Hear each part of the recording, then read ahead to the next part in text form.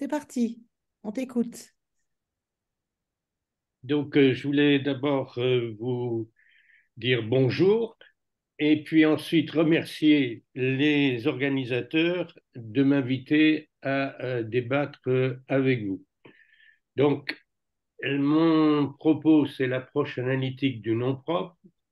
Dans mon texte, j'étudie Frege, Russell et Quine, mais je vais me cantonner ici uniquement aux, aux inventeurs de la logique contemporaine, c'est-à-dire Frege, Russell, et je ne parlerai pas de la dimension syntaxique, c'est-à-dire tous les problèmes des calculs, mais uniquement de la dimension sémantique et pragmatique, car chez Russell et chez Frege, il y a explicitement une pragmatique.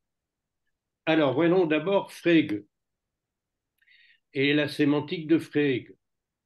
Dans un article fondateur de sa sémantique, Sinn und Bedeutung, en 1892, il définit que tout signe, simple ou complexe, a sens et référence. Sinn und Bedeutung. Par exemple, l'étoile du matin, c'est un signe, et l'étoile du soir est un autre signe. Tous les deux ont des sens différents, mais la même et unique référence, c'est-à-dire l'objet Vénus. Et la référence n'est pas imposée, mais elle est simplement présupposée. Mais elle est toujours présupposée. Si la référence existe, on a affaire à un jugement. Par exemple, l'étoile du matin est une planète qui est vraie ou faux. Si la référence n'existe pas, par exemple, un énoncé sur Ulysse, on a affaire non pas à un jugement, mais à un usage purement ludique du discours. Donc ça, c'est la théorie de la référence reprise par Frege. Ensuite, il distingue différents types de signes. Le nom propre qui se réfère à un objet saturé et complet, et le terme conceptuel qui se réfère à des concepts, des prédicats ou des relations qui tous sont insaturés et incomplets. Par exemple, dans la proposition l'étoile du matin est une planète, l'étoile du matin est un nom propre, mais est une planète est un terme conceptuel parce que est une planète est un prédicat unaire, insaturé et incomplet.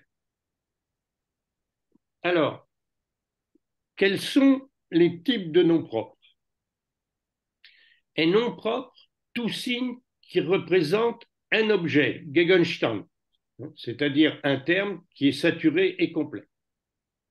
Alors, vous avez des noms propres simples, par exemple Vénus, et des noms propres complexes, par exemple l'étoile du matin, ou Aristote.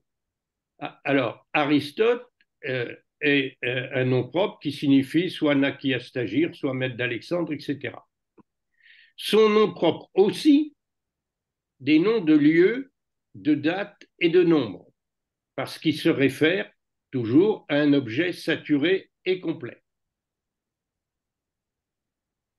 Alors, reste la dimension pragmatique. Alors, je vais pas la développer ici, bien qu'elle soit très intéressante et fort peu connue.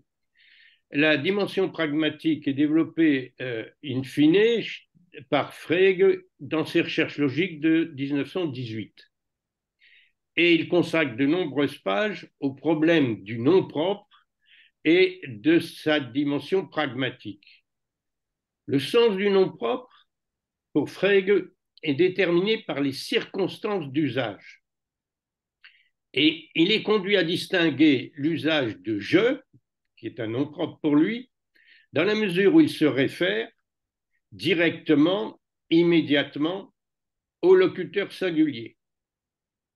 Et le nom propre, le docteur Lauben, fonctionne différemment d'un point de vue pragmatique parce qu'il ne peut fonctionner que si vous avez une connaissance directe ou indirecte de la personne.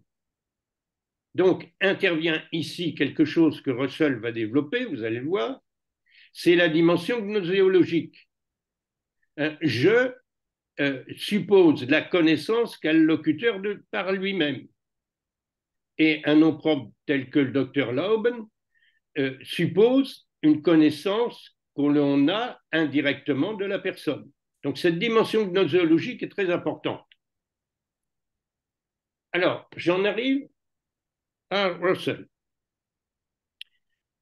Russell développe le problème de la sémantique dans les Principles de 1903.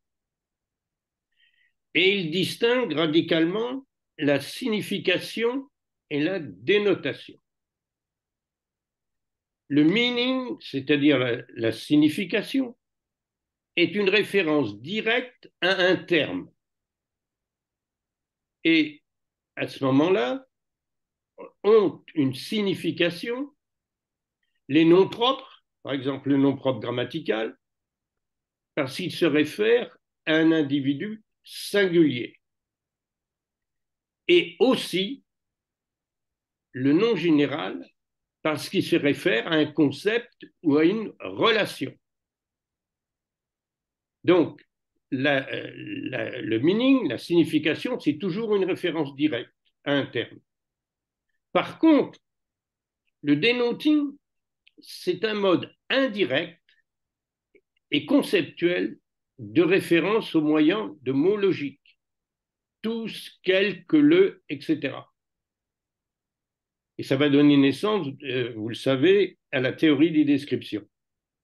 Par exemple, la montagne d'or n'est pas un nom propre parce qu'il dénote un objet. En plus, dans ce cas-là, un objet qui n'existe pas. Alors, à la différence de Frege, Russell n'admet pas la théorie de la présupposition. Que ce soit un denoting ou un meaning, il faut toujours une référence. Alors, que se passe-t-il si la référence n'existe pas? Eh bien, on admet qu'elle subsiste.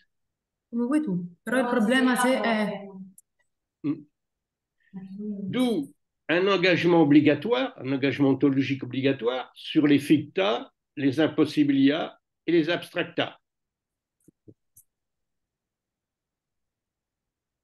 Alors, ça c'était la thèse de 1903. Mais venons-en à la thèse de 1905. Alors, vous savez peut-être, il faut toujours dater les théories de Russell parce qu'il évolue considérablement tout au long de sa vie. Donc, il faut dater les théories. Alors, le petit article fondamental ici, c'est le On Denoting de 1905, où il fait précisément une analyse des descriptions. Alors, vous avez des descriptions indéfinies, avec tous, quelques, un, etc., dont je ne vais pas parler maintenant. Et vous avez l'analyse logique des descriptions définies qui nous intéressent relativement aux noms propres. Exemple, l'actuel roi de France. Alors, l'actuel roi de France, dans la théorie de 1903, c'était un nom propre. Que devient ce syntagme en 1905? Eh bien, ce n'est plus un nom propre, c'est une dénotation indirecte et conceptuelle qui suppose deux choses. La première, c'est l'unicité de l'objet de référence, et la seconde, c'est son existence. D'où l'actuel roi de France se traduit par « il existe un et un seul individu qui est actuellement roi de France ». Si les deux conditions imposées sont remplies, la proposition est vraie. Sinon, elle est fausse. Alors, cette théorie des descriptions définies produit une triple conséquence.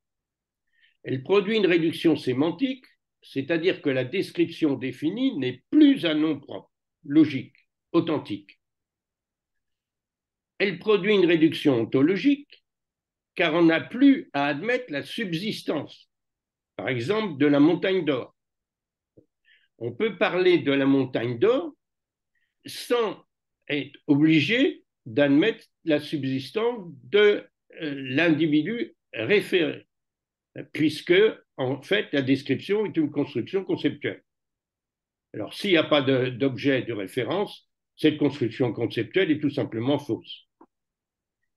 Troisième conséquence importante, c'est que cette théorie des descriptions définies produit une réduction des noms propres grammaticaux.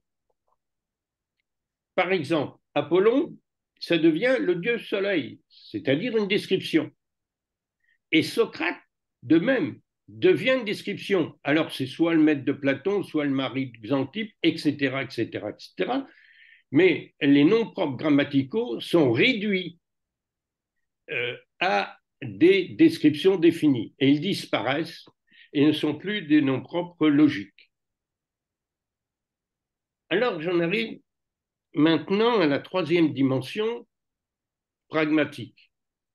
Alors, cette troisième dimension est développée très en détail dans Signification et vérité de 1940.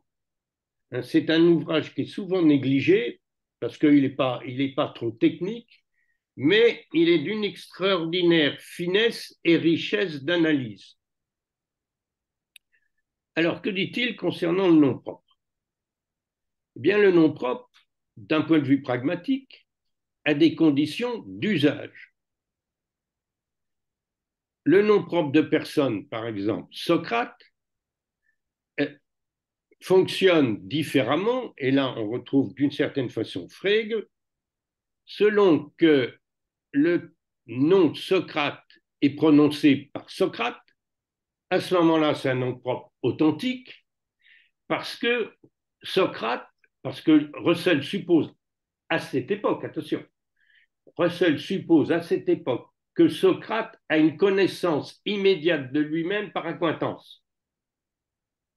Par contre, pour nous, c'est une description puisque on n'a pas d'accointance de Socrate et simplement une connaissance par description. Alors, vous voyez que, comme chez Frege, au niveau pragmatique, il faut faire intervenir la dimension gnoséologique, c'est-à-dire le type de connaissance que peut avoir l'auditeur du nom propre. Cette connaissance détermine le fonctionnement pragmatique du nom propre. Alors, quant au pronom personnel je, c'est un particulier égocentrique. Et là, il y a tout un développement sur les particuliers égocentriques que pourra reprendre Benveniste. De même, le pronom démonstratif ceci est un nom propre, parce que son usage déitique permet l'accès immédiat et direct à une portion d'espace-temps. Donc, à cette époque, les pronoms je et ceci sont pour Russell d'authentiques noms propres logiques.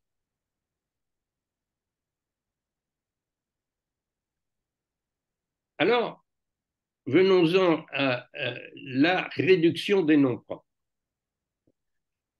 L'analyse logique opérée par Russell dès 1905, vous l'avez vu, conduit à une réduction sémantique, en plus d'une réduction ontologique. Réduction sémantique des descriptions définies. Les descriptions définies, dès lors, en 1905, ne sont plus des noms propres.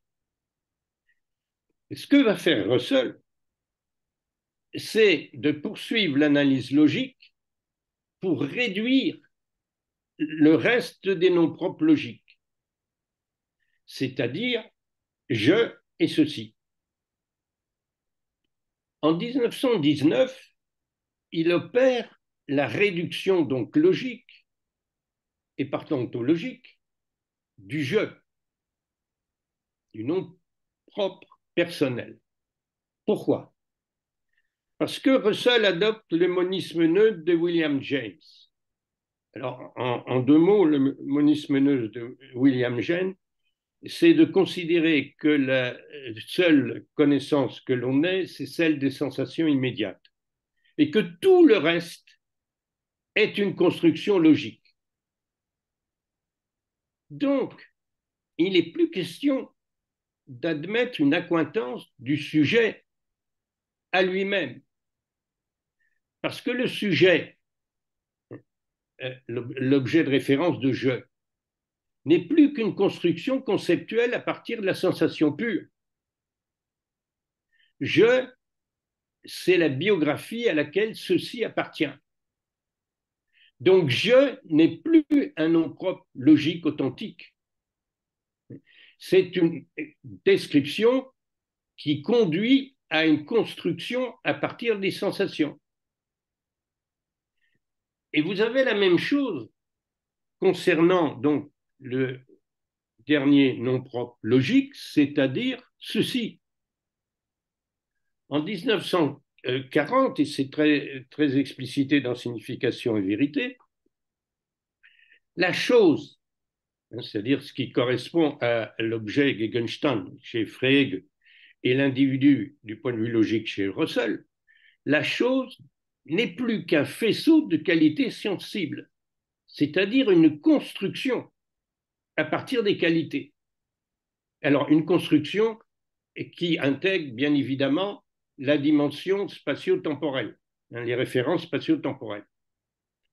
Et alors, que devient ceci? Eh bien, ceci n'est plus qu'un faisceau de qualités coprésentes.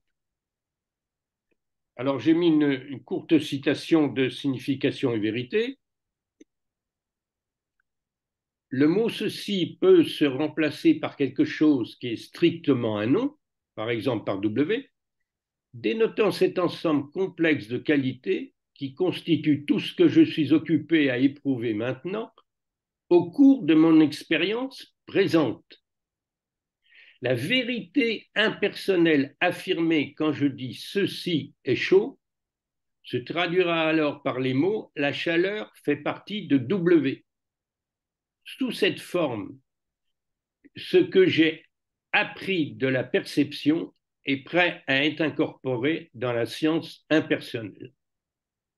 Donc, disparaît la référence au sujet et disparaît aussi le rôle de ceci comme nom propre. Alors, que reste-t-il de cette procédure d'analyse réductrice? Eh bien, une seule chose.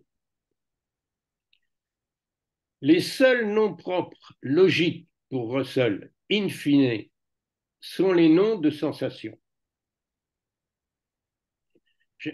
Alors, citation toujours de Signification et vérité, j'incline à suggérer que ceci est rouge n'est pas une proposition sujet-prédicat, comme il l'admettait avant, mais une proposition de la forme la rougeur est ici, que rouge est un nom et pas un prédicat. Donc ceci n'est plus un nom propre, et mieux, rouge et rouge n'est plus un prédicat, parce que rouge, c'est le nom, et en fait, c'est le seul nom propre logique d'une sensation. Et le seul nom propre logique qui demeure de cette analyse réductrice, à la fois sémantique et ontologique, c'est le nom de la sensation. Donc, tous les noms propres, noms propres grammaticaux, pronoms personnels, pronoms démonstratifs, se réduisent à la seule procédure de référence directe à une chose perçue. Alors, j'aurais pu montrer en troisième partie, mais on n'en avait pas le temps, que Quine, en fait, en reprenant l'analyse logique russellienne, est conduit exactement à la même réduction des noms propres. Et in fine, ne subsiste pour lui, comme pour Russell, que comme nom propre, la seule référence directe à un objet ou un individu singulier, ce qui donne son critère ontologique, existe ce qui est la valeur d'une variable quantifiée. Autrement dit, existe x, f de x. Et le nom propre, c'est tout simplement la quantification, tout simplement et uniquement la quantification de x. Voilà, donc la logique initiale de Frege, Russell et Quine conduit à une analyse de tous les noms propres, un nom propre personnel, pronom démonstratif, pronom personnel, pronom propre grammatical, uniquement à une procédure de référence singulière à un objet. Un objet, alors attention, un objet dont on a une connaissance avérée, immédiate, autrement dit une accointance. Vous voyez le rapport entre la syntaxe, alors je n'ai pas traité de la dimension syntaxique de l'analyse, entre la syntaxe, la sémantique, la pragmatique et la gnoséologie. Voilà. Je vous remercie de votre attention. Merci beaucoup, Denis, hein. C'était vraiment passionnant. Là, on a le temps pour les questions parce que toi, tu as respecté les consignes de départ, hein. Oui. Il y a des questions ou est-ce que je lance un petit peu le débat? Est-ce que tu peux départager ton écran, Denis? Comme ça, je verrai tout le monde. Oui, oui, oui, Je oui. Attends. verrai s'il y a des questions Voilà, qui émanent. voilà. Là, on vous voit tous. Est-ce que vous pouvez remettre vos caméras hein, si vous le souhaitez. Est-ce que vous avez des questions ou... Alors, moi, je vais t'en poser une très simple, qui est que euh, finalement, ce qui est un nom propre pour moi ne l'est pas forcément pour toi. Donc, Oui, attends. Oui, si c'est ton nom, si c'est ton nom propre. parce que comme c'est par accointance, imagine, moi, je connais mes enfants, mais toi, tu ne les connais pas. Donc, à ce moment-là, Ah non, non, attends, non, non. et les Attention. prénoms, va les... Non, Non, non. c'est pas ça, je n'ai pas compris. Si, enfin, attends.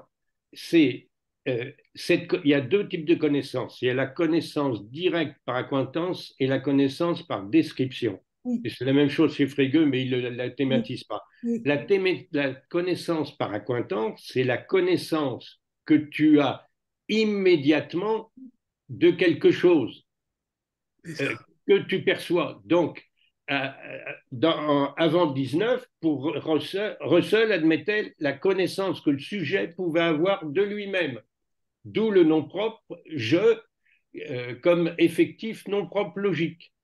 Mais dès lors qu'il a dit que le je était une construction, c'était plus un nom propre. Donc l'hypothèse, c'est que tu as une connaissance immédiate et directe de l'objet. Voilà, mais moi, par exemple, j'ai une connaissance immédiate et directe de mes enfants que tu n'as pas. Donc, pour moi, les noms qui leur sont associés sont des noms propres, alors que pour toi, ça n'en est pas. Oui, si tu veux. Voilà. Si tu Et, veux. et Mais c'est pas... tu supposes que tu as une connaissance directe de tes enfants. À partir de 19, Russell n'admet plus ça. Hein. Voilà, c'est ça, oui. Ce qui est embêtant, c'est qu'il a quand même pas mal changé de position. Et ce côté, très particularisé, à un moment, ça ne lui a pas été reproché ou pas? Non, non. Le fait que c'est relatif à ton niveau d'accointance, grosso modo. Non, Non? il y a la même chose, il y a la même chose chez Frege, hein, sauf qu'il ne le thématise pas, mais exactement la même idée chez Frege. Si tu es le docteur Lauben, la connaissance que tu as de toi-même est très différente du voisin qui a une connaissance descriptive du docteur. Alors pourquoi est-ce qu'il a besoin du nom propre? Bah, Pourquoi il n'élimine pas complètement? parce qu'il faut se référer, parce que c'est une procédure de référence directe à un objet singulier. D'accord. Irène? Oui, comment on connaît le nom propre? Eh bien, soit, alors, avant 19, hein, par exemple, Socrate, prenons Socrate. Socrate est supposé se connaître lui-même, et c'est un authentique nom propre. Mais quand nous utilisons le mot Socrate, eh bien, on est dans une procédure de connaissance descriptive. Et la preuve, c'est qu'il y a en Grèce antique, on en connaît au moins 6 ou 7. Donc, il faut choisir entre les Socrates dont on parle. Non, non, Donc, c'est pas c'est la bien. question que je voulais poser, c'est comment, ça, la connaissance est très claire, mais comment on apprend le nom, on accède au nom, comment on a la connaissance du nom. Ah, alors ça, Frege répondrait, c'est parce on connaît la langue.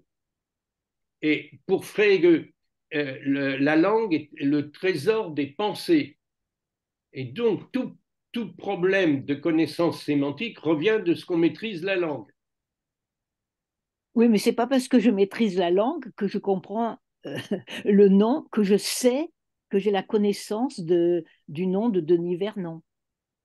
Ah ben là, c'est une connaissance descriptive qui suppose euh, une dimension historique et un apprentissage. Voilà.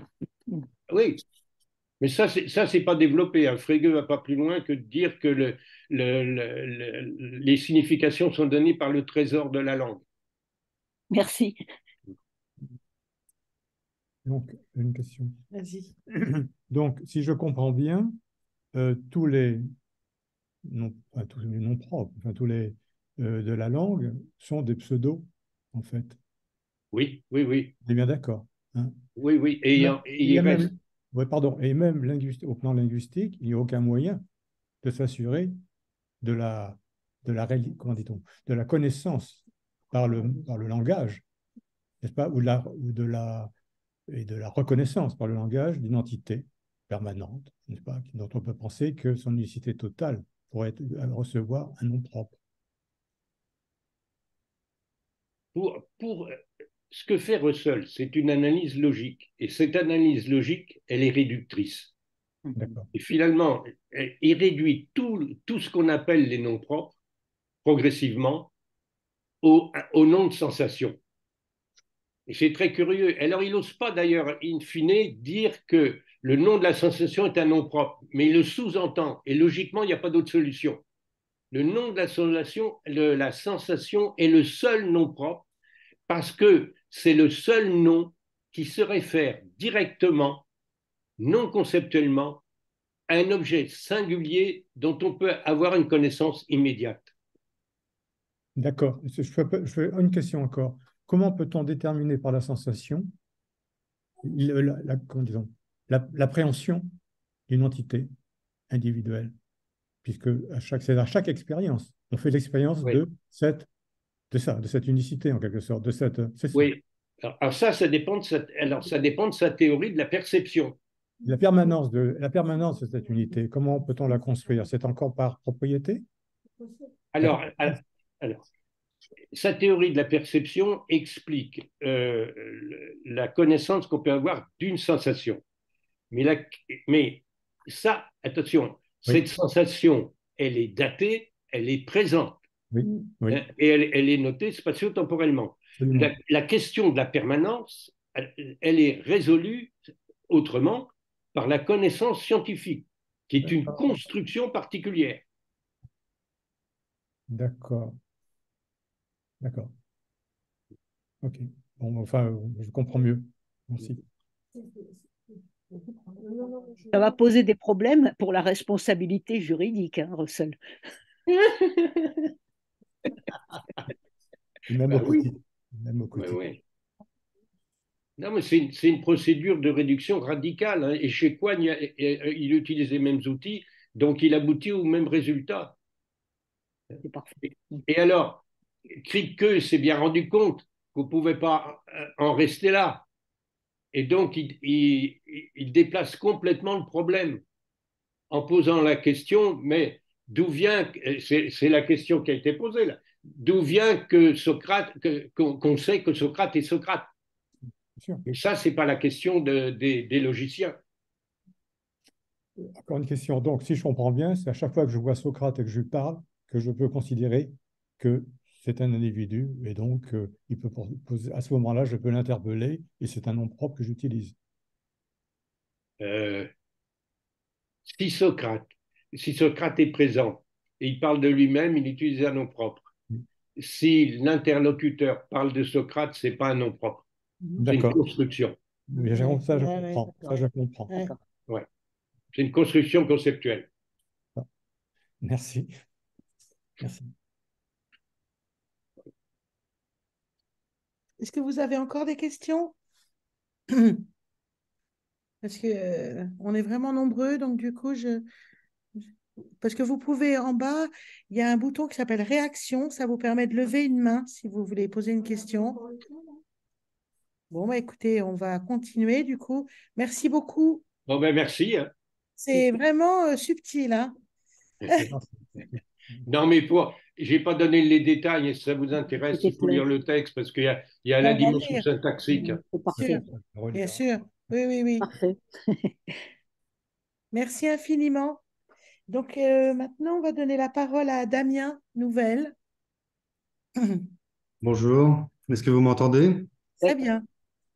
Alors, je suis navré, je suis dans un environnement un petit peu bruyant par moment, donc j'espère qu'il n'y aura pas trop de, de bruit. Je viens de partager mon écran, je ne sais pas si... Est-ce que vous pouvez me confirmer que vous voyez le... C'est parfait. Ouais. Mhm. Ok. Eh ben, je vais commencer. Merci beaucoup de m'avoir sollicité. Je suis très honoré et puis je dois dire que j'étais aussi un petit peu embarrassé parce qu'il y a une question... disons, de légitimité, moi qui suis beaucoup plus informaticien que linguiste, métalliste malgré tout, donc je travaille sur le traitement automatique des langues. Et donc, je vais vous présenter dans cette présentation comment le traitement automatique des langues prend en charge les noms propres, comment il les traite. Et à vrai dire, je peux déjà vous dire qu'il les traite assez mal, d'une certaine manière, mais je vais essayer de vous expliquer un petit peu pourquoi. Euh, alors, je vais commencer par rappeler simplement le contexte dans lequel on place cette étude. Alors, c'est pour circonscrire un petit peu. On travaille essentiellement, enfin, ce que j'ai fait comme travail porte essentiellement sur la modalité écrite et sur des processus d'analyse, c'est-à-dire qu'on ne va pas se poser la question de comment est-ce qu'on construit les noms propres et comment est-ce qu'on peut les comprendre plutôt. On va se placer dans une perspective de mécanismes qui sont automatiques avec de la quantification et on dispose d'un certain nombre de ressources qu'on peut exploiter pour essayer de mieux comprendre et interpréter les noms propres. Je vais rappeler aussi en arrière-plan hein, qu'en informatique, la question de la référence est importante et qu'elle existe en dehors de la linguistique comme un pointeur en fait. Et pour l'informatique, la référence, ça consiste à pointer une zone mémoire. Donc c'est très technique, mais à vrai dire, il y a quelques parallèles qu'on peut faire, et notamment la question d'un pointeur qui est complètement arbitraire finalement, et qui tient compte du fait qu'il y aurait une structure qu'on connaît a priori, et sur laquelle on peut s'appuyer pour construire une représentation. Je vais aussi revenir un petit peu sur l'historique de la manière dont les noms propres sont pris en charge par les algorithmes et les machines. Initialement, il y a une trentaine, une quarantaine d'années, il y avait beaucoup de besoins avec le web d'indexation, de recherche d'informations, donc les moteurs de recherche. Et ces moteurs de recherche, ils ont amené à évidemment prendre en charge des textes avec toutes leurs dimensions linguistiques. Et du coup, l'objectif était de trouver des termes qui permettent de les représenter. Et à ce moment-là, les noms propres ont eu une importance capitale pour pouvoir retrouver des contenus. Et il a fallu se pencher sur cette question spécifique. Parce qu'ils sont l'objet, en fait, de recherche des utilisateurs, tout simplement. Donc, on est dirigé un petit peu par l'application.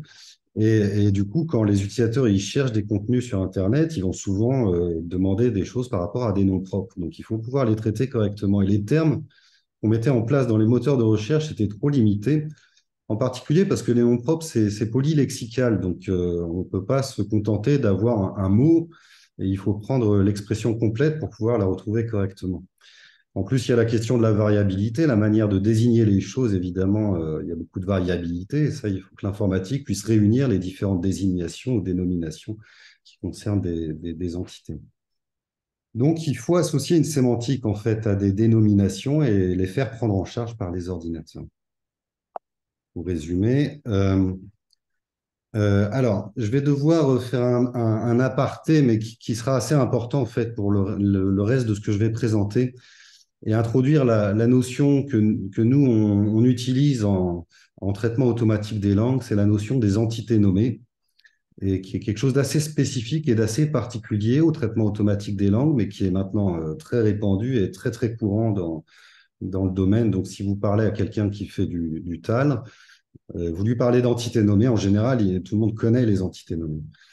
Donc, pour revenir un petit peu sur l'historique, en 96, quand on a justement fait ces travaux sur les moteurs de recherche, euh, les Américains ont perçu le besoin de trouver des éléments fortement référentiels.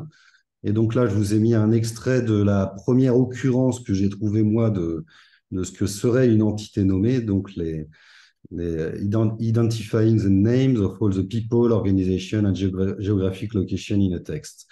Donc l'idée, c'était de repérer des entités du monde concret pour pouvoir mieux construire ces moteurs de recherche. Dans une perspective de performance, hein, d'algorithmes qui arrivent à les détecter et après les exploiter. Donc au départ, ils se sont concentrés sur les personnes, les lieux, les organisations, et puis progressivement, ils l'ont étendu à d'autres types. Alors j'ai mis quelques exemples, mais c'est pas du tout restreint euh, à tout ce qui a été fait. Mais il y a eu en particulier l'intégration des dates et des quantités dans cette notion d'entité nommée, en complément de ce qui étaient les noms propres, enfin, la perception des noms propres pour ces moteurs de recherche. Il y a eu beaucoup de travaux beaucoup plus détaillés, puis il y a eu des choses qui ont été faites par domaine, hein, sur les domaines spécifiques, avec des entités spécifiques aux domaines concernés. Voilà, et puis il y a eu de nombreux travaux. Moi, j'ai travaillé sur les entités nommées dans le cadre de ma thèse, et ma collègue Moderman aussi. Donc, c'est des choses qui ont été très, très travaillées en TAL. Alors, pour vous donner un petit aperçu de ce que sont les entités nommées par rapport aux noms propres, j'ai repris ce graphique de collègues qui font du TAL, où on voit effectivement les noms propres qui sont inclus, hein, dans les entités nommées, et les entités nommées qui vont s'étendre à des descriptions définies, qui, je viens de l'entendre, hein, moi je suis moins linguiste, comme je le disais, donc je m'aperçois qu'en linguistique, on peut considérer les descriptions définies comme étant plus ou moins incluses dans les noms propres. Et puis, on peut rajouter également les dates. Alors, bon, c'est des classes qui ont été ajoutées progressivement et intégrées dans cette notion dont on dispose, nous, d'entités nommées. Alors, je vous donne juste un petit peu le fil directeur assez rapidement. Je vais surtout parler des unités référentielles et des différents processus que je vais survoler sur ce qu'on fait, c'est-à-dire détecter des mentions dans les textes, essayer de les catégoriser et puis les lier à des connaissances dont on dispose sous la forme de bases de données, d'une certaine manière, et puis donner quelques éléments sur les propriétés de ces entités nommées et comment est-ce qu'on les exploite ou pas, finalement, quand on met en place des algorithmes qui sont supposés repérer ces unités linguistiques et essayer de les prendre en charge. Alors, je vais pas tout détailler parce que mes diapos sont assez chargés, donc je vais sûrement sauter certaines parties. Mais voilà, pour exemplifier un petit peu plus, hein, sur un texte, une phrase, voilà, le président des États-Unis, Joe Biden, a reçu M. Macron, et vous donner un petit peu la différence qu'on a entre les noms propres, d'une part, hein, qu'on peut lister, et puis d'autre part, les entités nommées qui sont donc beaucoup plus larges, qui contiennent aussi des descriptions définies, qui contiennent des dates, qui contiennent des lieux. Donc, et nous, on va exploiter en traitement automatique beaucoup plus les entités nommées au final que les noms propres. Je mentionne aussi au passage que les travaux qu'on fait informatiquement sont beaucoup plus contraints et on ne peut pas se permettre cette liberté que vous avez du côté de la linguistique de prendre des unités qui sont soit avec des chevauchements ou des imbrications ou de la discontinuité. Donc, c'est des questions finalement presque techniques qui nous contraignent à prendre des portions de texte, des segments contigus et on ne peut pas aller beaucoup plus loin. Enfin, il y a eu des travaux qui ont essayé d'aller plus loin, mais finalement, ils ont été abandonnés parce que ça donnait des complexités algorithmiques qui représentent une surcharge de calcul. Voilà, donc on a des contraintes assez fortes et on va faire au mieux en fait avec ces portions de texte finalement qu'on surligne d'une certaine manière dans les textes. Alors quand on les surligne, on va parler plutôt de détection des mentions, c'est-à-dire que là juste on essaye de les trouver, on leur associe pas encore une catégorie. Mais finalement, ce travail-là, il va être fait simultanément à la catégorisation. Parce que lorsqu'on catégorise, enfin, comment dire, d'une certaine manière, détecter, ça revient aussi à catégoriser en même temps. Donc, on va parler, nous, dans notre domaine de traitement automatique, de reconnaissance des entités nommées. Donc, c'est cette tâche dont je vous parlais et qui est extrêmement répandue et que les talistes utilisent beaucoup et qui sont intégrés, en fait, dans les logiciels de traitement automatique des textes. Euh, alors, on a souvent une liste prédéfinie de types qui dépendent de l'application, comme je disais, mais une fois que l'application est construite, on ne peut pas inventer des nouveaux types. Donc, on va être contraint sur les types qui pourront être reconnus par ces logiciels. Évidemment, les types sont très liés aux différents ergonymes, anthroponymes et compagnie qu'on retrouve par ailleurs en linguistique et qui ont inspiré évidemment les types qu'on va repérer. Donc, je parlais essentiellement les personnes, les lieux et les organisations, mais après à préciser selon le domaine. Alors maintenant, comment est-ce que le processus fonctionne algorithmiquement? Il va chercher l'occurrence et puis il va essayer de déterminer le type selon le contexte dans lequel l'occurrence est apparue. Donc là, vous avez 3 phrases avec le mot France. Et donc ce mot-là, selon la phrase, va avoir un type différent. Et l'algorithme va devoir s'appuyer sur les indices qu'il va trouver, sur lesquels je vais revenir dans quelques minutes, typographiques, morphosyntaxiques et contextuels. Voilà, on a besoin de lexique et on a besoin aussi d'aller trouver la référence parce que finalement, pour la machine, France n'est qu'une suite de lettres et il faut bien l'associer à une représentation sémantique. La troisième étape, après avoir détecté et catégorisé une entité nommée ou un nom propre, ce sera de la lier à une base de données qui contient des connaissances. Donc là aussi, je vous ai mis quelques exemples. Washington dans plusieurs phrases qui sont, alors pour les 2 dernières, des personnes. Donc Washington, l'ancien président des États-Unis, et puis Washington, un acteur, Denzel Washington. Et donc, au final, ce que je voulais dire simplement, c'est que la catégoriser en personne ne suffit pas. Il va falloir distinguer les 2 personnes qui s'appellent toutes les 2 Washington et l'ordinateur ne pourra le faire que s'il parvient à lier Washington à une base de données où on fait la distinction entre les 2 Washington qui sont tous les 2 des personnes. Donc, il y a un degré supplémentaire de complexité qui nécessite forcément, à un moment, de faire appel à des connaissances qui vont être disjointes des analyses linguistiques. Ce que je veux dire par là, c'est que dans les phrases que vous avez, il n'y a pas de difficulté linguistique particulière. Les Américains célèbrent Washington qui a fondé leur pays, ne présentent pas de difficulté linguistique. Donc, un algorithme est capable de traiter linguistiquement, mais ce traitement linguistique ne suffira pas à apporter la sémantique qui distinguera ce Washington de la phrase suivante, qui n'est pas beaucoup plus complexe d'un point de vue purement linguistique, quand on exclut en fait la complexité sémantique. Donc, cette liaison, on l'a fait souvent en faisant appel à Wikipédia, qui est finalement une énorme base de connaissances. Et on va essayer de dire, tel Washington, c'est telle page Wikipédia, tout simplement, tel article Wikipédia. Et dans Wikipédia, on a cette chance-là d'avoir des identifiants uniques. Tout simplement, la page, c'est son URL, donc son adresse web. Et donc, on dit, tel Washington, c'est telle adresse web. Et c'est comme ça qu'on va différencier les occurrences de Washington et essayer de les lier à des entités qui sont supposées être uniques. Et donc là, on revient à une désignation d'un objet unique, mais qui nécessite de solliciter beaucoup de choses au-delà du document lui-même. Alors oui, enfin c'est pas un détail pour ce qui concerne les noms propres, mais en tout cas ce traitement-là, il n'est pas spécifique aux noms propres. En tal, on peut l'appliquer à aux descriptions définies, aux dates, et puis à d'autres expressions linguistiques qui sont pas forcément aussi désignatrices ou qui réfèrent pas forcément à des concepts aussi précis que des noms propres ou des descriptions définies. Alors, quelques considérations informatiques et numériques pour le nom propre. Comment est-ce qu'il existe d'un point de vue numérique? Alors déjà, là, il y a la question des écritures. Donc, les écritures, évidemment, informatiquement, reproduisent beaucoup de choses des écritures manuscrites, mais présentent quand même quelques contraintes et limites, de nouveau, dont il va falloir tenir compte. Donc, je ne fais pas le détail ici, mais par exemple, l'accent ou l'accentuation des majuscules peut présenter un problème parce que souvent, on ne va pas accentuer les majuscules, alors que dans les bases de connaissances, elles sont accentuées. Donc, il faut faire une correspondance qui s'appuie en fait sur des symboles qui sont les caractères individuels. Donc, je ne vais pas détailler, mais il y a quand même des variations et des complexités que la machine ne prend pas en charge parce qu'elle est trop déterministe, trop symbolique pour bien arriver à faire le lien entre tous les caractères.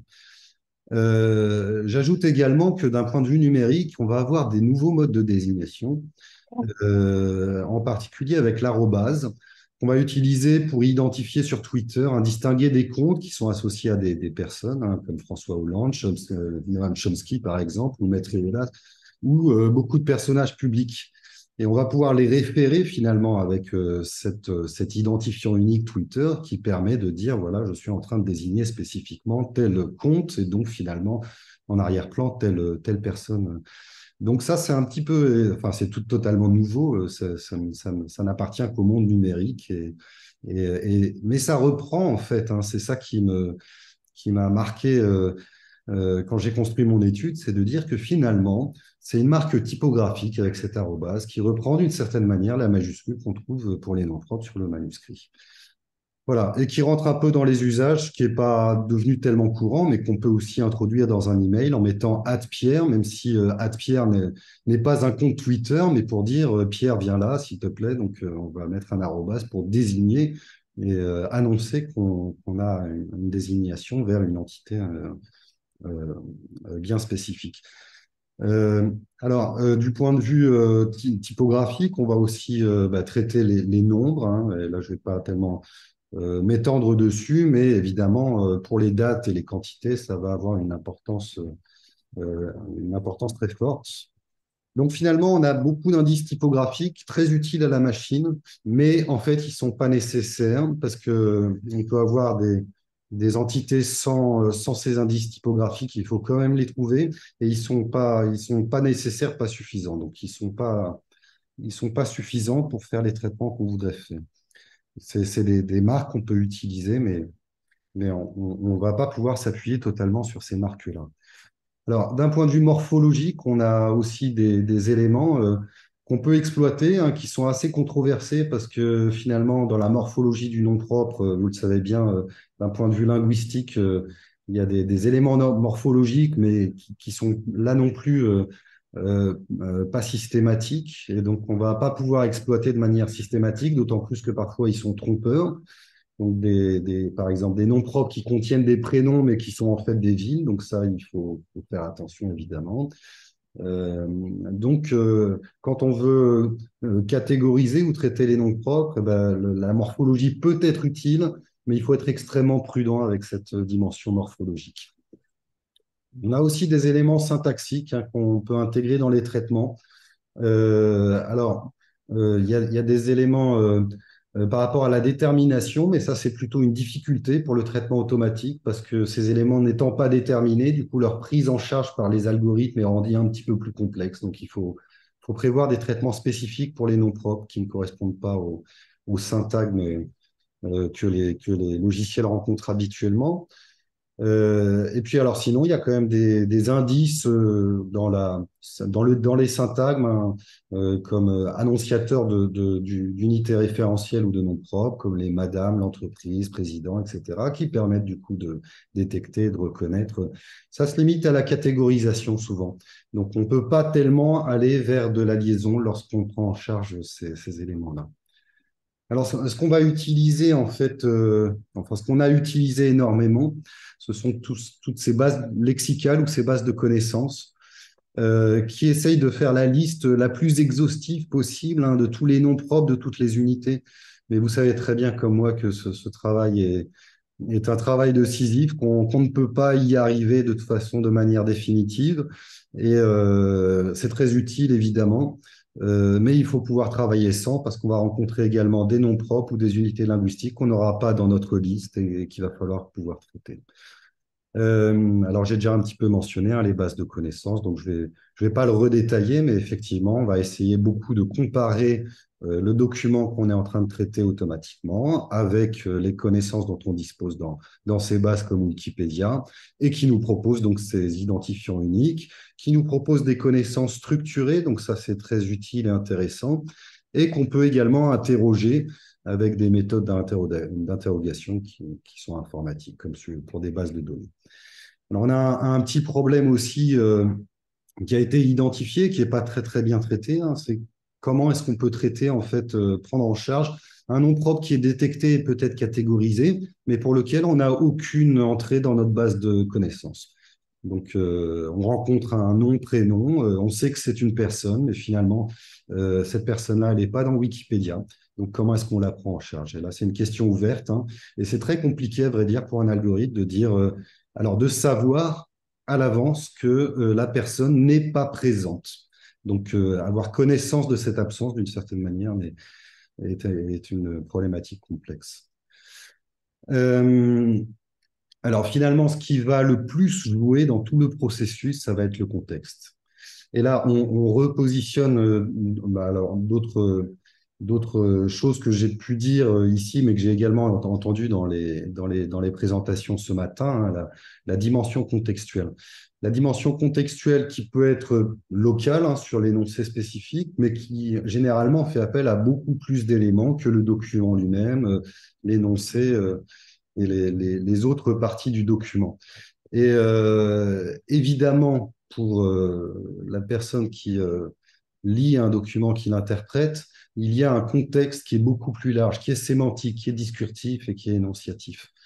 Et donc, ces éléments-là, on essaye de les modéliser, mais on les modélise extrêmement mal. Les algorithmes ne sont pas capables de bien représenter tout le contexte énonciatif qui comporte des éléments et des critères décisifs pour savoir quelle est l'entité nommée ou le nom propre ou quelle est la personne spécifiquement qui est concernée.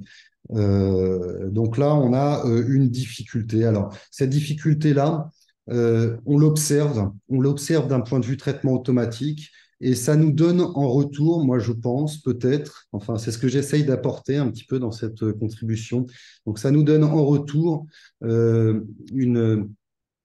point de vue un petit peu objectif ou calculatoire, disons, de l'importance cruciale du contexte énonciatif pour savoir quelle est la désignation.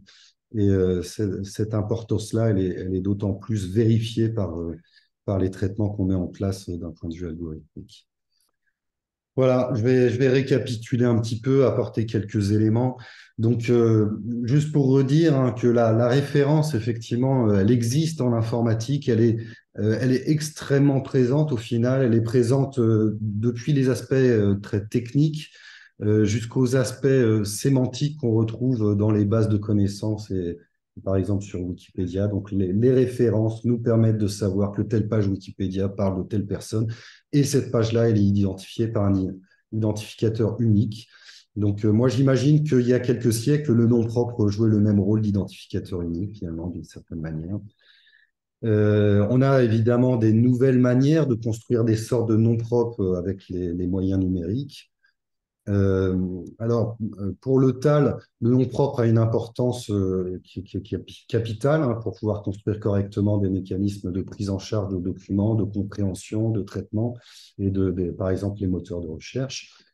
On a besoin de faire des choses très spécifiques au nom propre qui sont souvent assez difficiles, assez complexes et qui demandent beaucoup de travaux spécifiques. On a cette notion d'entité nommée, hein, et moi je profite de l'occasion hein, pour essayer d'interroger les linguistes que vous êtes sur qu'est-ce que ce serait pour vous une entité nommée, pour ceux qui ont connaissance de la notion. Je vous invite à peut-être vous renseigner et voir si jamais la linguistique peut intégrer les entités nommées d'une certaine manière. Moi je trouverais ça Je trouvais ça bien qu'il y ait une forme de dialogue entre les personnes qui sont plutôt dans l'informatique et le traitement automatique et les linguistes qui peut-être peuvent les caractériser d'un point de vue linguistique et sémantique. Je ne vais pas revenir sur le traitement, les différentes étapes et les indices qu'on utilise, mais je redirais simplement que le contexte est absolument indispensable. On ne peut pas imaginer traiter automatiquement des noms propres sans avoir une dimension contextuelle, et cette dimension contextuelle, l'ordinateur la modélise encore très très mal. Voilà. Bon, pour conclure, les noms propres, c'est pour une sorte de pour les traitements automatiques, ce sont des marques annonciatrices qui a des unités référentielles, comme il peut y en avoir pour d'autres formes d'unités référentielles. Et du coup, finalement, pour caricaturer, hein, le traitement automatique, il va un petit peu délaisser le nom propre en lui-même. Il va donc exploiter les entités nommées, qui sont entre autres les noms propres, mais qui sont mélangées à d'autres formes d'expression référentielle. Et peut-être, mais là, c'est peut-être aller un petit peu trop loin. Donc là, je m'aventure sur des choses qui sont un peu spéculatives, mais finalement, je me dis que d'une certaine manière, le nom propre était pour la langue dans des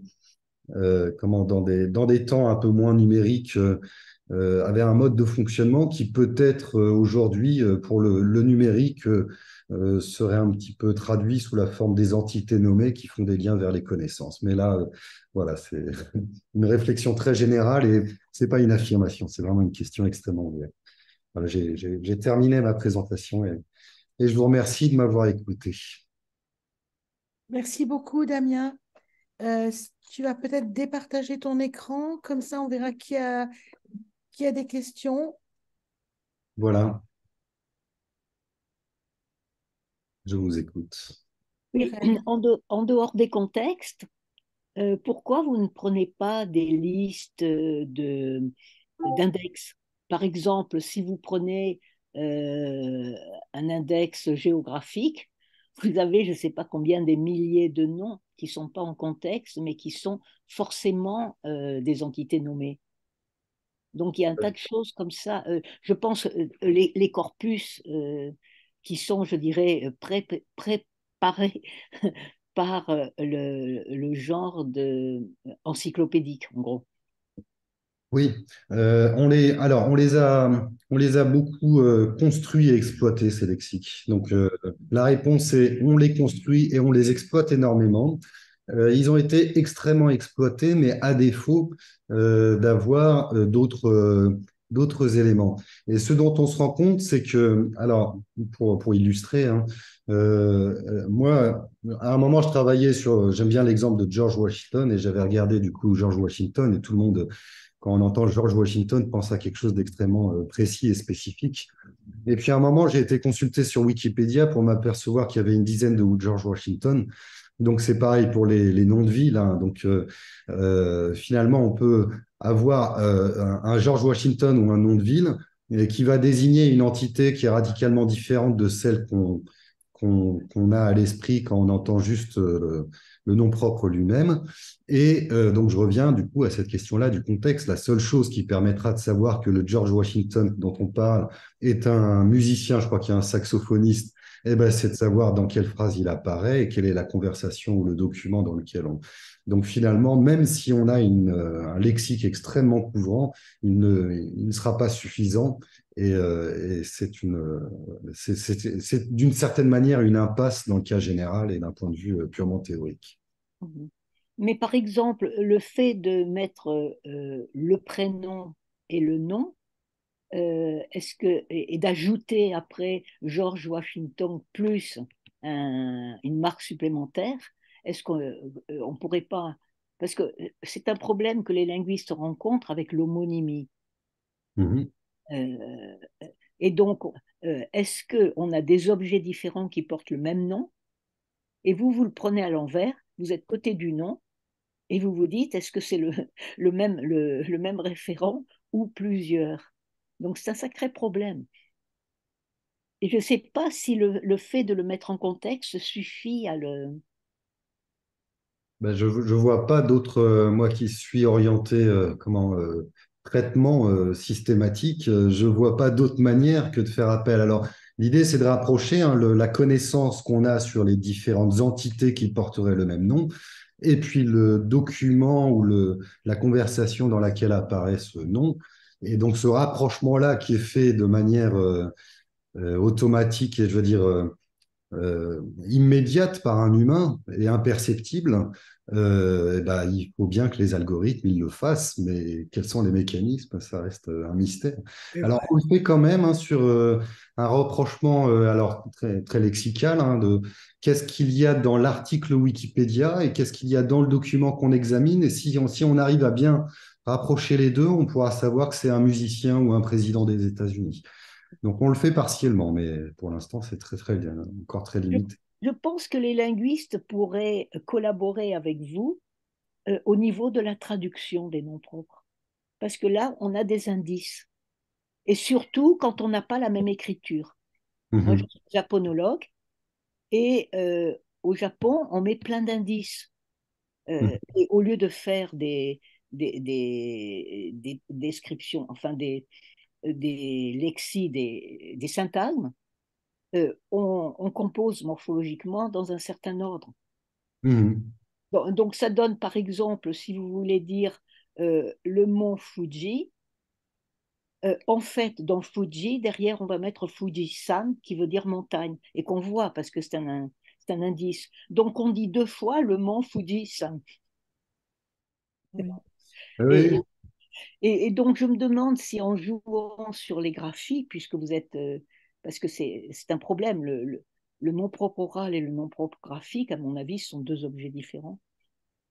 Euh, alors, de toute façon, lorsque l'indice est présent, on va le prendre en charge. Donc, si on a le mont Fuji ou Fuji-san en japonais, on va le prendre en charge. Sauf qu'en japonais, il est obligatoire. C'est ça le problème.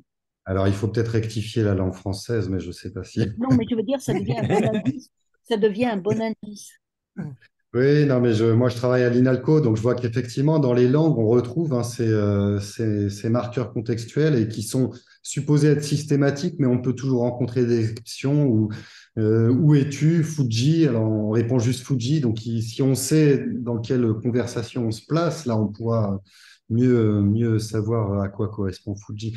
Mais effectivement, c'est, Et il y a d'autres homonymies, c'est que le mot san, vous pouvez l'écrire par montagne ou par monsieur.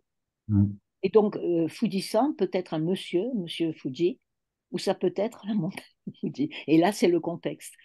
ouais. C'est fou. Hmm. Michel, tu as une question? Une question Ah, pardon. de mère. Ah, j'ai pas vu. Ah,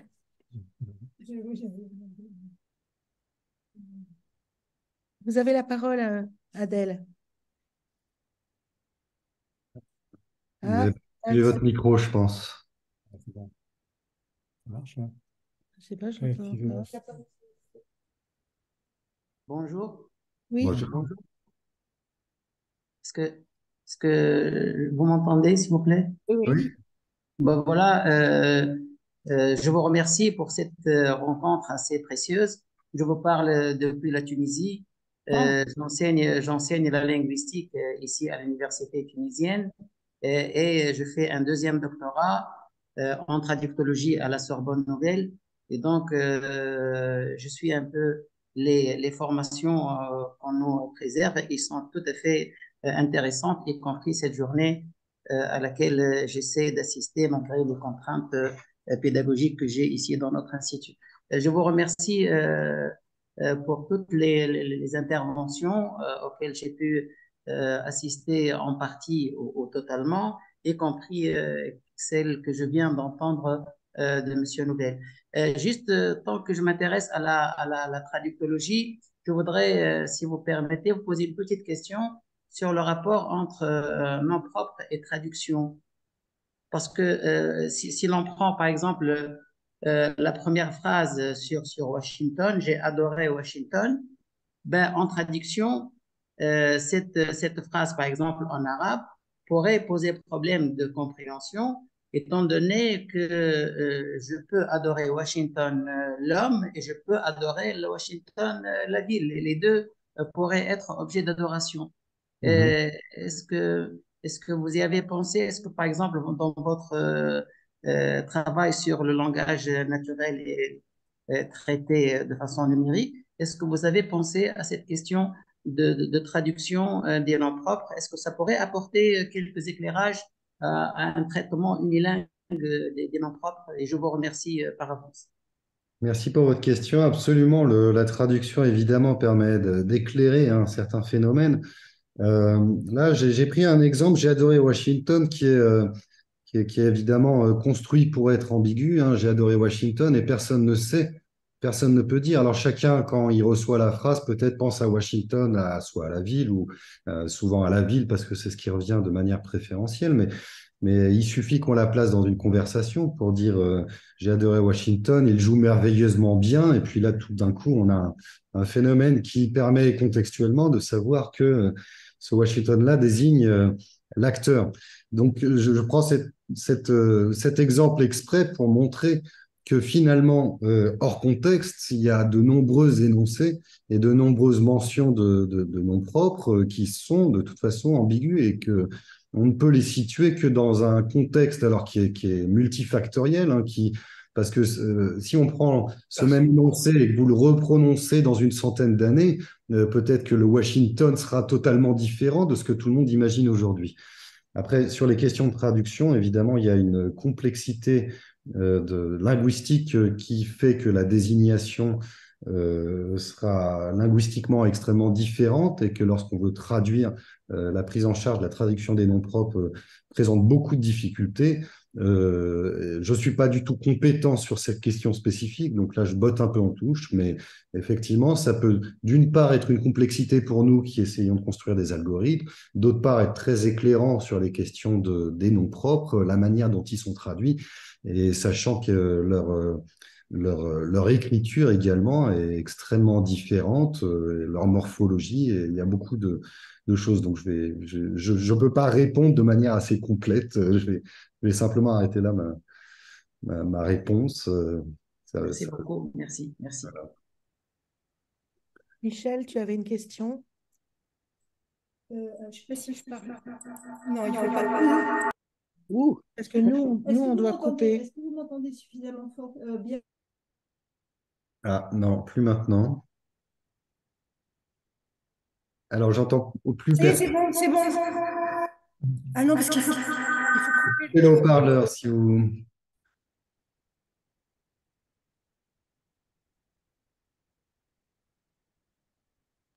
N'entends Là, pas. c'est bon? Oui. Vous m'entendez? Oui. Oui, On n'entend plus, mais on l'entend. je vous entends. Vous m'entendez là? Oui, Oui, oui. Ils ont fait oui, mais en fait, c'est nous qui l'entendons plus. Alors, je vais. Oui, c'est normal, je vais mettre mon son. Pardon. C'est moi qui avais coupé mon son. Alors, ça devrait aller maintenant. Voilà, ma question, c'était. Alors, je vais compliquer les choses. Je vais compliquer les choses parce que je vais parler de métonymie. Alors, il y a métonymie, en fait, les métonymies régulières qu'on peut avoir avec les noms de lieux, par exemple. Vous avez noté, alors j'entends pas bien, vous avez noté pour, pardon, vous avez noté pour Washington, par exemple, le lieu, mais Washington, ça peut être aussi l'ensemble des habitants, ou ça peut être aussi le gouvernement. Et ça, c'est des métonymies qui sont régulières. Donc, je me posais la question, enfin, il peut y avoir bien sûr toute la créativité, mais là, il y a des choses qui sont très régulières. Donc, est-ce que ça, c'est répertorié? Et par ailleurs, je me posais la question, enfin, qui est liée ou qui est peut-être pas liée, de la part des stocks de mémoire, disons, je ne sais pas comment on peut l'appeler en informatique, enfin, si je sais, mais il faut que je cherche, et des algorithmes. C'est-à-dire qu'il y a peut-être des choses qui peuvent être stockées des informations qui peuvent être stockées et qui ne nécessitent pas, peut-être à ce moment-là, d'avoir des algorithmes trop compliqués. Mais je ne suis pas informaticienne, mais bon, j'ai déjà un petit peu assisté à des journées de TAL, donc bon, j'avais rencontré ces questions-là. Et dernière chose, sur la question du contexte, en fait, quand vous parlez du contexte, vous parlez du contexte local, en fait, quasiment de la phrase. Et est-ce que s'il n'y a pas des choses qui peuvent être également... Enfin, est-ce que c'est possible d'un point de vue informatique, enfin, de stocker aussi des informations antérieures, par exemple, comme dans, alors, en pur et dur, mais comme dans un roman, on apprendrait des choses sur un personnage et qui permettrait d'expliquer, de comprendre la suite. Est-ce que ça, c'est possible ou est-ce qu'on on est quand même encore très en deçà? Non, et dernière chose, la question de la traduction m'a fait penser aussi à autre chose. Est-ce que la traduction, enfin, certains éléments répertoriés en traduction ne peuvent pas être utiles comme tertium comparationis, quelque chose comme ça, une référence à laquelle qu'on pourrait utiliser pour départager les ambiguïtés. C'est-à-dire, par exemple, on sait qu'en japonais, on a telle marque qui permet de désambiguïser telle chose, et on pourrait, dans les algorithmes, faire un recours à ça quand on a un risque d'ambiguïté. Est-ce que ça, c'est des choses qui ont pu être envisagées ou c'est absurde ou... Voilà, j'ai fini mes C'est questions. pas absurde. Alors, comme il y a trois questions, moi je parle du point de vue temps, hein, je parle sous le contrôle de Béatrice, mais pour savoir si j'ai quelques minutes encore. Mais je vais essayer d'y répondre. Alors, la première question sur la métonymie, alors, elle ne peut être prise en charge que de manière, en fait, assez spécifiquement détaillée, parce que cette question, effectivement, des noms de pays qui sont repris pour désigner l'ensemble des habitants. Alors, moi, je prends souvent l'exemple des équipes sportives, hein. Paris a battu Marseille, donc là, on a une métonymie qui est très régulière, mais qui finalement est très peu modélisée.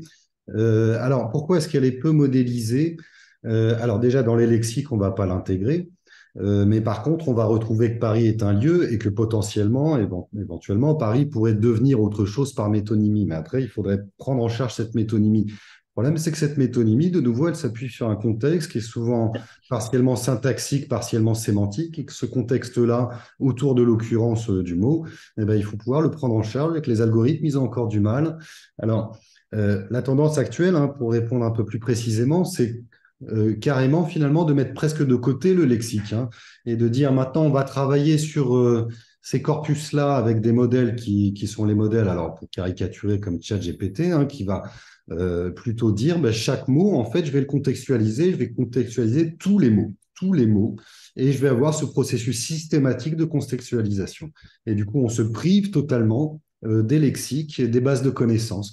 Alors, actuellement, en fait, on est passé de l'exploitation de bases de connaissances à l'exploitation de données de corpus bruts sans base de connaissances peu structurées.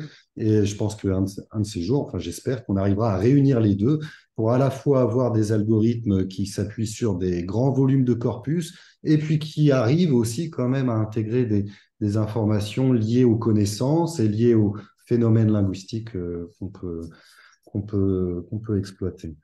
Alors, la deuxième question m'échappe. Alors, du coup, j'entends plus le... Surtout sur, je me disais peut-être, je ne sais pas si c'est absurde ou pas, sur l'idée de recourir, dans certains cas, des marques formelles qui existeraient dans certaines langues et pas dans d'autres, dans des cas répertoriés, parce que je l'avais entendu pour le norvégien, par exemple, qu'il y avait des marques pour certains emplois métonymiques qu'il n'y a pas en français. Oui, oui, je crois qu'il y avait une autre question intermédiaire, mais elle m'a échappé. Mais Oui, oui, moi aussi. Euh, alors oui, mais alors on peut. Alors si on a des corpus qui effectivement sont pas des traductions de textes, on va pouvoir les exploiter pour essayer de différencier en fait le comportement des noms propres dans diverses langues. Alors il y a même eu des travaux, hein, qui essayaient pour mieux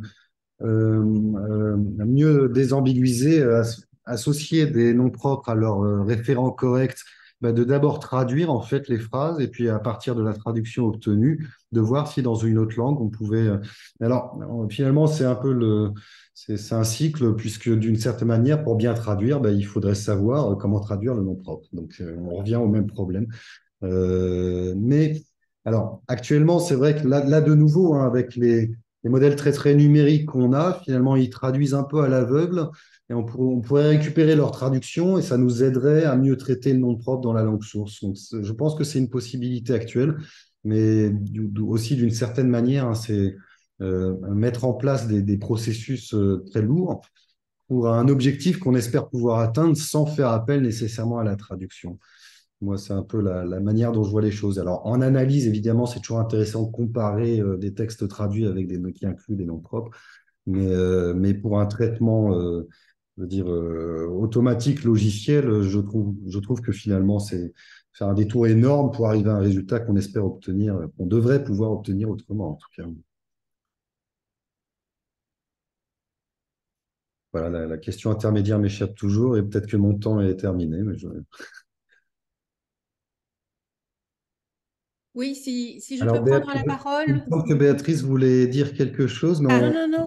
Ah, pardon. On va donner la Oui, parole à alors, je suis Geneviève Enrault, donc j'enseigne la linguistique française à l'Université de Padoue. Je me suis beaucoup intéressée aux noms propres également, et en particulier aux noms propres modifiés dans la recherche du temps perdu. J'ai eu l'occasion de publier un volume qui ne s'appelle pas nom propre, mais pragmatique de l'anthroponyme, donc il ne rentre peut-être pas aussi facilement dans les bibliographies. Mais je suis aussi traductologue, et effectivement, votre discours m'intéresse beaucoup parce que les traductologues, enfin les traducteurs utilisent énormément la traduction automatique comme un premier brouillon de leur travail, ce qui fait que le travail de la traduction se déplace vers ce qu'on appelle la post-édition, c'est-à-dire partir d'un brouillon fait par les machines, hein, que ce soit ChatGPT, DeepL ou Google, etc., et travailler à son amélioration. Hein. Et ce qu'on observe, c'est que la grande difficulté que rencontrent les machines, plus en général, c'est la rhétorique, c'est-à-dire la présence de figures, que ce soit la métonymie, la métaphore. Et de ce point de vue-là, non seulement les figures posent des problèmes de repérage dans la linguistique de corpus, des problèmes de repérage qu'on essaye de résoudre en tournant un petit peu autour, en quelque sorte, mais il pose également des problèmes de repérage, d'identification lorsqu'il s'agira de traduire. Et le nom propre est, il me semble-t-il, très volontiers et de plus en plus soumis à toute une série d'emplois figurés, que ce soit la métonymie, que ce soit la synecdoque, l'antonomase, l'exemplaire, etc. Enfin, on les connaît tous. Et le nom propre est décliné de façon créatrice dans beaucoup d'emplois métonymiques, d'emplois rhétoriques, ce qui multiplie le problème que peuvent rencontrer les machines. Enfin, le problème est là et il ne disparaîtra pas, quoi. Je voulais revenir aussi sur la question qui a été posée tout à l'heure par Adèle et que j'avais comprise autrement, peut-être. Donc, on peut retourner la question pour avoir un autre aspect sur la chose. J'aime Washington ville ou j'aime Washington homme. Pour certaines langues, cela pourrait impliquer non pas un problème de traduction de Washington, mais un problème de traduction du verbe j'aime. Parce qu'on peut imaginer des langues où le verbe aimer est différent quand son objet est humain ou quand il n'est pas humain. Et là, la désambiguation de l'objet est nécessaire pour le choix du verbe. Et là aussi, c'est un problème que, par exemple, les traducteurs automatiques, sur lequel ils trébuchent. Oui. Encore. Oui, tout à fait. Je ne sais pas si ça a appelé une réponse. En tout cas, la question de la traduction des noms propres est effectivement extrêmement difficile pour les machines parce que par le mécanisme qui est décrit, je veux dire, pas seulement par moi, hein, très généralement, de référentialité du nom propre. Le fait de traduire le nom propre euh, va faire appel à tout le spectre depuis la dimension de la translittération et de la prononciation dans la langue cible, jusqu'à la question sémantique, en particulier lorsqu'on a des figures rhétoriques, et donc de l'interprétation du mot propre. Donc on passe de l'écriture à la sémantique, et voire d'autres questions bien plus générales. Voilà, que je ne me sens pas de détailler plus avant, là, maintenant, mais qui pourrait occuper, je pense, une vie entière pour savoir comment est-ce qu'on peut traduire bien ou faire bien traduire un nom propre par une machine. Au fond, au triplé que nous a présenté Frédéric Lambert, le nom propre des grammairiens, le nom propre des philosophes, le nom propre des logiciens, vous ajoutez, des rhétoriciens, vous ajoutez le nom propre des machines. Oui, mais je crois qu'il faut quand même, enfin, c'est ce que j'essaye d'apporter avec ce que j'ai présenté, c'est-à-dire se dire que la machine, euh, elle met en avant la référence, mais elle la contraint énormément. Ce qu'on peut faire en linguistique, de dire que telle référence est très similaire à telle autre référence, pour un ordinateur, c'est comme comparer 18 et 32, ce sont deux nombres différents et incomparables, ou plutôt deux codes, le code Q523 et le code AZT, et ça n'a aucun. Donc la référence devient totalement arbitraire et totalement incomparable. Et les mécanismes de comparaison sont encore à travailler, même si ChatGPT fait des miracles, il y a des choses qu'on ne peut pas faire comme ça, avaler à des machines. Ouais, attends, est-ce que je suis activée? Vous m'entendez? Oui. Oui. Je vous propose qu'on s'arrête parce que là, on est en train de cuisiner Damien et on n'aura plus le temps de cuisiner pour nous. Donc, on te remercie beaucoup. Oui, c'était un peu lourd. Pas trop indigeste, j'espère. On te remercie Très bien. beaucoup, Damien. Ta vie, c'était. T'as bénéficié de la dernière place, donc du coup, on avait plein de questions pour toi. Et alors, moi, je vais donc laisser le allumer, hein. Je vais enlever simplement, donc pareil, l'enregistrement.